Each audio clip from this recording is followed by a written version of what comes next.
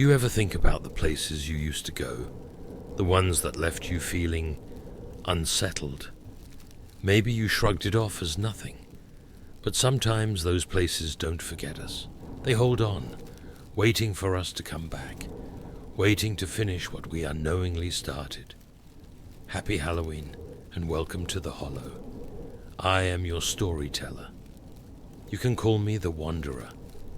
Tonight, let me take you somewhere you've never been, yet it might feel all too familiar. So listen closely, because some places don't just fade away. Sometimes they come looking for you. Today's story is titled The Grin. It was the summer of '99. That's how I always start when people ask me about it. It sounds almost nostalgic, like one of those summer memories that make you smile. But for me, it was the summer everything changed. I was 17, hanging out with my friends, and for a while things were as perfect as you'd expect. There were 5 of us, me, Keith, then there was Brian, Mike, Sarah, and Heather. We had all been friends since high school, but some of us had known each other since middle school. We were the kind of group that did everything together, hung out at the lake, messed around at the old drive-in, and found every excuse we could to make something feel like an adventure. That summer, Brian had just gotten his first car, a beat-up old station wagon that we thought was the coolest thing ever. That car was our freedom. It gave us access to places we'd only talked about, places the adults warned us about, like the Harrison House. The Harrison House was the stuff of legend in our town. Everyone knew about Frank Harrison, the guy who used to own the place. He died about 35 years ago, and after that, no one ever touched it. His family didn't want the house, said something about how there were things in there that scared them, things they couldn't explain, but we never really believed any of that. We were kids into horror movies and haunted houses, you know. The idea of something being too scary just made it more exciting. So one night in late July, we decided we were going to check it out. It was Brian's idea at first. He always liked being the one to push things a little further. I was on board, and so were the others. I mean, it wasn't the first time we'd broken into some old place. It felt like one last hurrah before we all graduated and life got serious. But here's the thing. This wasn't like the other places. I should have known something was off, though, because my dad had mentioned the house to me years before. He never talked much about it, but once, when I was about 10, he sat me down and said, "Keith, don't go near that house, it's not safe." He didn't say why, but there was something in his eyes, a fear I'd never seen from him. I should have listened. We pulled up to the Harrison house just as the sun was setting. The place was a wreck, windows boarded up, paint peeling. The yard overgrown with weeds taller than I was. Behind the house was a dense stretch of woods, dark even in daylight, like the trees themselves were hiding something. We climbed the fence, made our way inside, and that's when it started. It wasn't the creaky floors or the cold air that got us. It was the feeling. The house felt alive, like it was breathing with us. We explored the rooms, all the while joking and daring each other to go further, deeper into the house. The farther in we went, the more we heard things, soft whispers, like someone was talking just out of earshot. We tried to shrug it off, but then we found a door at the back that led out into the woods. That's where we met him, what we called the Grin. It was standing just outside the house, looking like an old man at first, friendly, like one of those people you might see at the grocery store. He smiled at us, but it was too wide, too perfect. "You kids lost?" he asked, his voice smooth, almost reassuring. And for a second we believed him.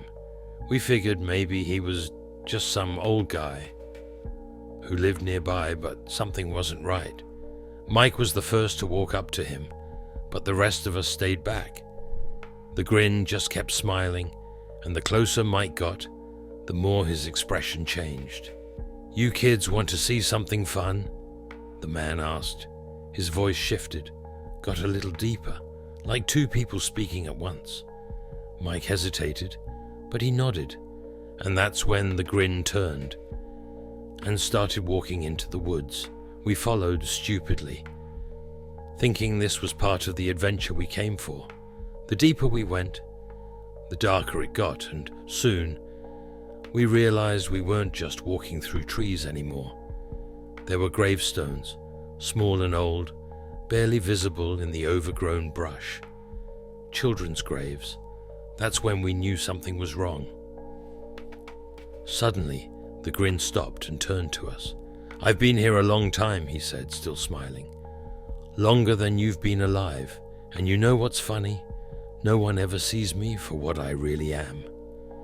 And then he changed. His body twisted, contorted, until it wasn't an old man standing there anymore, but something else. Something with long, bony fingers, eyes like hollow pits, and that same smile. Only now it stretched across his entire face, like his skin was too tight for his bones. We ran. We didn't even say anything to each other. We just ran. But the Grin didn't chase us, not physically. No, it was worse than that. The woods seemed to bend and twist, like they were alive too. And no matter how far we ran, we could still hear him behind us, whispering, laughing. We made it out of the woods, somehow back to the house, but the door slammed shut as soon as we crossed the threshold. We tried to leave, but every door, every window was locked tight. That's when we saw it, the Grin, standing in the corner of the room, watching us. "You can't leave," he said. "Not yet." That night, we did something desperate. We didn't have any weapons, didn't know how to fight a monster, but we found an old Bible in the house, one that belonged to Frank Harrison. Heather grabbed it and started reading random verses, anything to make him go away. I don't know if it was the words, the faith, or just luck, but it worked. The Grin started to fade, his smile shrinking until he disappeared entirely. The door creaked open and we ran out of there as fast as we could. We never talked about that night again, not in detail. We tried, but it was too much. After graduation, we all went our separate ways. Brian's the one who got into the stock market, made a killing. Heather's a therapist now, helps other people deal with their demons. Mike, he didn't make it. He died a few years back, and I went to his funeral, but we barely spoke to each other. I guess none of us wanted to relive that night.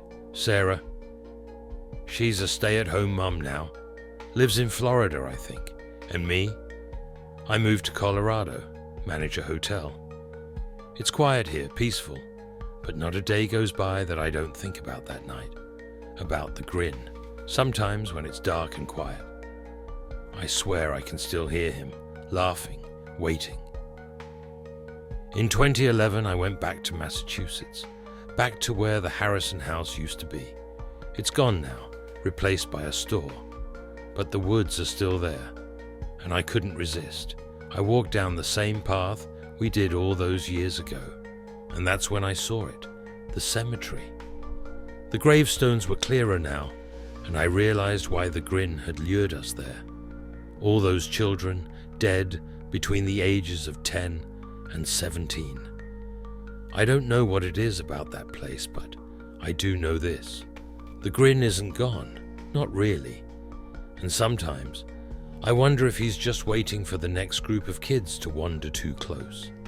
And I'll tell you this, it's something I'll never forget. Some stories end, but their shadows remain.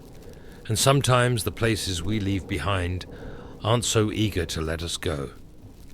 If you enjoyed tonight's tale, be sure to like this video and subscribe to Stories from the Hollow.